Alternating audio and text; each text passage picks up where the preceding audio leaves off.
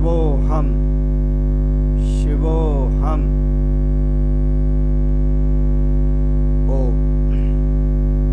ज्ञान गंगा गीता दर्शन। पूर्व प्रसंग में आप श्रवण कर रहे थे, भगवान श्री कृष्ण कहते हैं जो मुझे जानता है, कर्मों के परिणाम स्वरूप मुझ परमात्मा को जो प्राप्त कर लेता है, वह कर्मों में नहीं बंधता।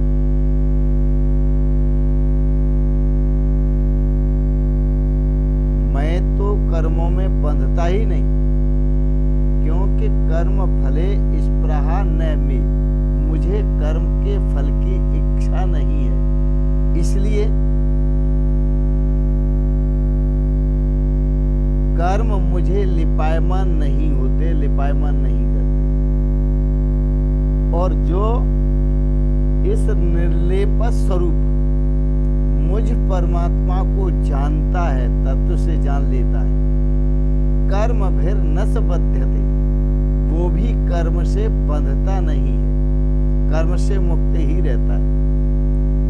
जैसे पहले भी बहुत से महापुरुष हुए हैं। अगले प्रसंग में श्रवण करें गीता दर्शन 4th अध्याय के 15वें श्लोक। एवं ज्ञात्वा कृतं कर्म पूर्वैरपि मुमुक्षुभिः कुरु कर्मैव तस्मात् त्वं पूर्वैः पूर्वतरं कृतं। भगवान श्री कृष्ण कहते हैं, जब कर्मों का परिणाम परमात्मा भिन्न न रह जाए, जो कर्मों का परिणाम स्वरूप परमात्मा है, वह परमात्मा आपसे भिन्न न रह जाए, कर्मों का ये परिणाम है अद्वैत की स्थापना।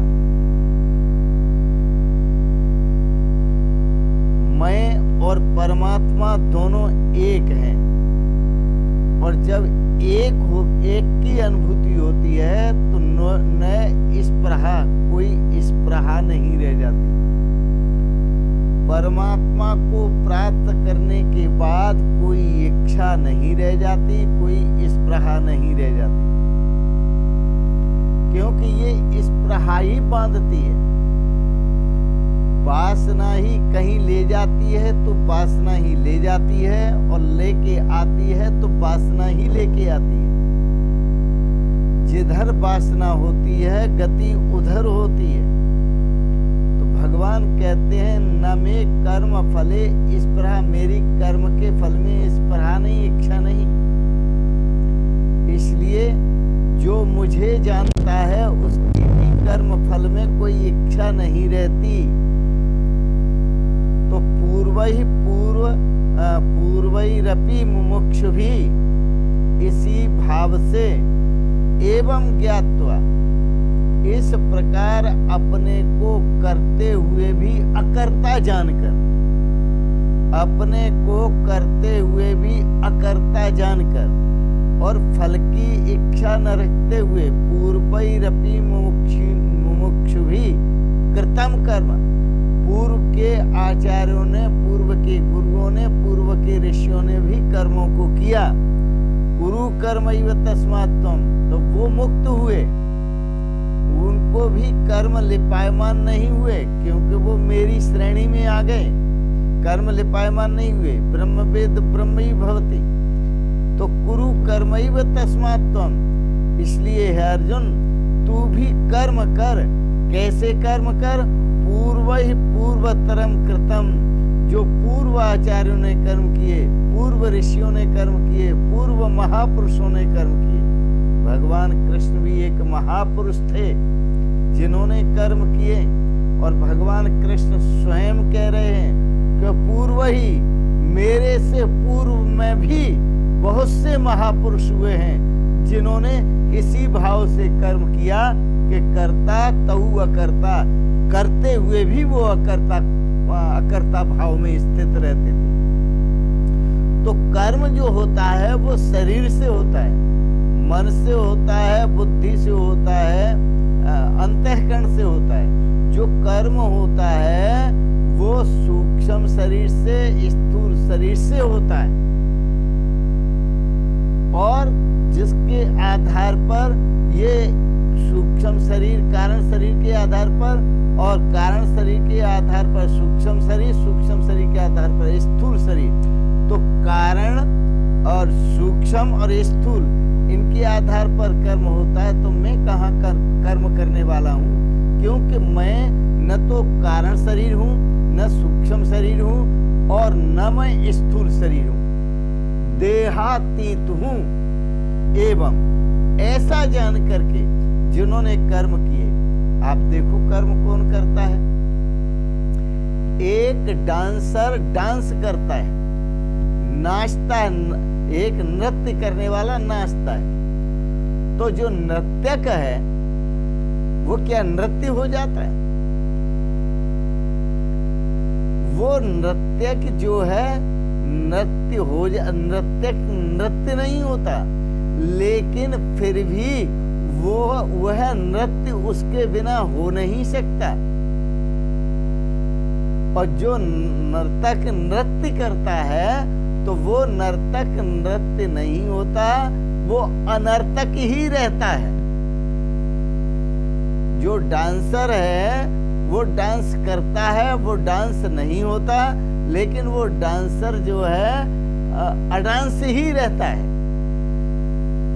जो सृष्टा है, यह सृष्टि करता है परमात्मा, तो सृष्टि करते हुए वो असृष्ट रहता है,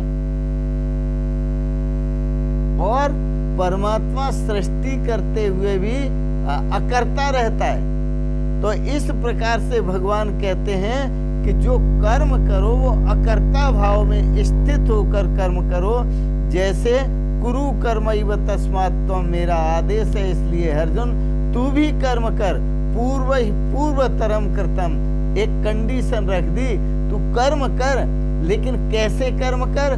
पूर्वतरम कृतम, जैसे पूर्व में महापुरुषों ने कर्म किए, ऋषियों ने कर्म किए, जिन कर्मों के परिणाम स्वरूप जो परमात्मा को उपलब्ध हो गए, ऐसे कर्म कर। तो भगवान श्री कृष्ण भी एक महायोगेश्वर थे, और वो ऋषि महर्षि भी जो पहले हुए हैं, जिन्होंने कर्म करते हुए भी अकर्ता भाव में स्थित हुए, तो वो भी परमात्मा स्वरूप को उपलब्ध हुए। इसलिए भगवान श्री कृष्ण एक फोर्स पूर्वक अर्जुन को कहते हैं, मत फंसे कर्म की कीच में तू चेतन सदा करता, मत फंसे कर्म की कीच में तू चेतन सदा अकर्ता। हे अर्जुन, तू सदा चेतन स्वरूप है, तू सदा अकर्ता स्वरूप है, तू कर्म की कीच में क्यों फंसता है? अब यहां बात समझने की है। एक तो वह संसारी पुरुष हैं जो कर्म की कीच में फंसे हुए हैं, गृहस्थ, और एक सन्यासी है जो कर्म छोड़ करके भागे हुए हैं। ये दोनों ही ठीक नहीं है।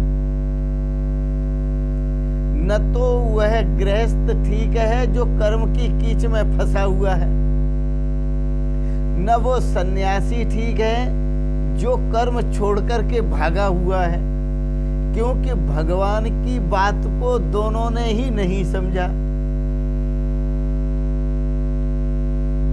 चाक होता है कुम्हार का और कीली होती है, तो कीली के ऊपर चाक टिका हुआ होता है, चाक घूमता है, कीली कभी घूमती नहीं। यह शरीर रूपी चाक है और आत्मा रूपी कीली है। तो जैसे बर्तन बनते हैं चाक से बनते हैं, कीली से नहीं, लेकिन कीली के बिना बन नहीं सकते, चाक घूम नहीं सकता। इसी तरह जो आत्मा है, परमात्मा है, इस शरीर के भीतर सर्वस्य चाह मृद सन्निविष्टः, और ये शरीर उस चाक की तरह है। तो दुनिया के जितने भी कर्म होते हैं वो इस शरीर से होते हैं। दुनिया के जितने बर्तन बनते हैं चाक से बनते हैं, कीली से नहीं। इसी तरह दुनिया के जितने कर्म होते हैं वो शरीर से होते हैं, आत्मा से नहीं होते। तो इसीलिए महापुरुषों ने कहा मत फंसे कर्म की कीच में, तू चेतन सदा करता। कर्म की कीच में मत फंसो, तुम अपने चेतन स्वरूप को जानो। तो कौन सा कर्म करना है जिससे हम अपने चेतन स्वरूप को जाने, अकर्ता स्वरूप को जाने? वो नियत कर्म ही करना है, जो निर्धारित कर्म है। वेदों में जिस कर्म को निर्धारित किया है, जिस कर्म को नियत किया है, और जिसके लिए भगवान श्री कृष्ण पूर्व में कह चुके हैं नियतम कर्म कर्मत्वम, तुम नियत कर्म करो, तो वही नियत कर्म है। और वो नियत कर्म क्या है? यज्ञ की प्रक्रिया। और वो यज्ञ क्या है? वो यज्ञ है, एक तो ये है कि इंद्रियों की वृत्तियों को भी उसमें झोंक देना, मन को झोंक देना, बुद्धि को झोंक देना, और सबसे ऊपर उठ जाना। क्योंकि शरीर से परे इंद्रियां, इंद्रियों से परे मन, और मन से परे बुद्धि, और बुद्धि से भी परे परमात्मा है। तो उस परमात्मा में सरकने के लिए क्या करना है? यज्ञ करना है। तो यज्ञ कैसे करना है? ये निर्धारित यज्ञ करना है। और निर्धारित यज्ञ की जो प्रक्रिया है वो नियत प्रक्रिया है, निश्चित प्रक्रिया है, वो साधना की प्रक्रिया है, आराधना की प्रक्रिया है। क्योंकि उस आराधना रूपी यज्ञ से ही परिणाम स्वरूप परमात्मा की प्राप्ति होती है। इसके अलावा परमात्मा की प्राप्ति बड़ा कठिन है, मुश्किल है। इसलिए भगवान नियत कर्म को समझा रहे हैं। तो वह प्रक्रिया क्या है? प्रक्रिया है, संत जल्दी बताते नहीं, प्रक्रिया बड़े गजब की है। प्रक्रिया है कि यज्ञ करना है। यज्ञ क्या करना है? कि सो को अहम में झोंकना है और अहम को सो में झोंकना है।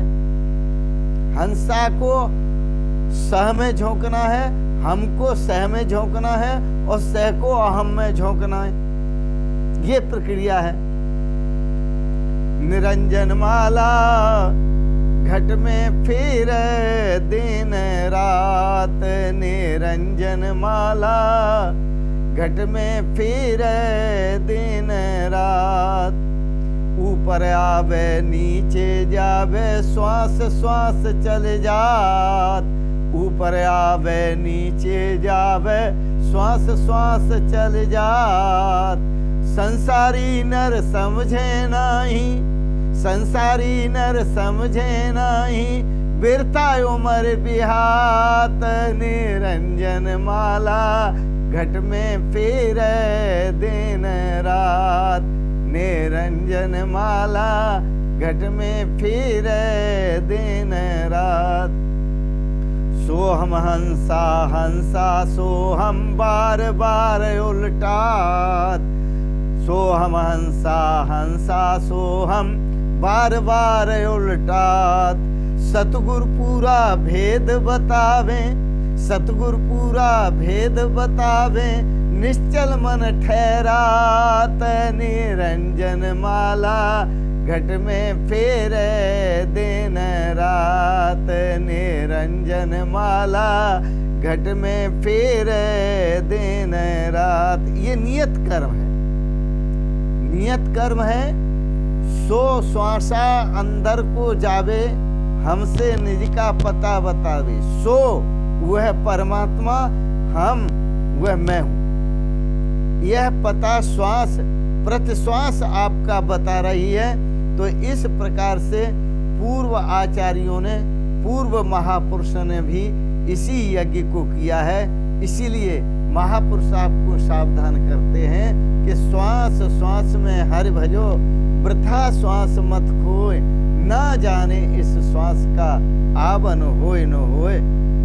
तो पूर्व आचार्यों की भांति आप भी बड़े कर्म करें।